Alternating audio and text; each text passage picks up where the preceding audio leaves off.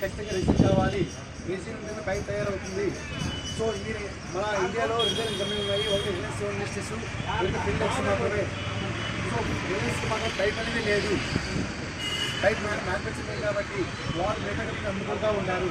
So మనకు వస్తే ఏమవుతుందంటే మన రెసిన్ తయారు చేసిన మనం 90% మనం రెసిన్ వాడుకుంటాము, 10% మాత్రం చిన్న చిన్న కంపెనీకి ఇస్తాము.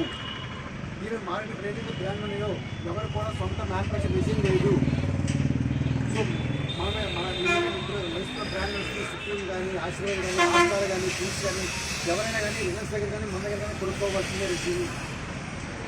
సో మనకి ఓన్ రెసిన్ ఉంది. అందుకే మన అందుకే మనం దానికోసం మన పైప్ క్వాలిటీ మెయింటైన్ చేస్తున్నాం. ఎందుకు మన పైప్ అంటే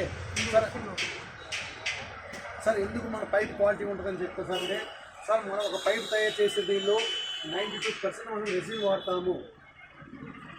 ఒక 8 కేజీస్ సున్నం వాడతాము. సున్నం ఎందుకు వాడతామంటే సార్ ప్రతి పైపులో కానీ పైప్ బయటికి రావాలంటే ఖచ్చితంగా సున్నం ఉండాల్సిందే. సున్నం ఉంటేనే సున్నం రెసిన్ మిక్స్ అయ్యి మాత్రం పైప్ అనేది బయటకు వస్తుంది ప్రజెంట్. సో మనం వాడే దీనిలో 92% మనం రెసిన్ వాడతాం. వేరే బ్యాండ్లో కూడా 80-85% మాత్రం రెసిన్ వాడతాం.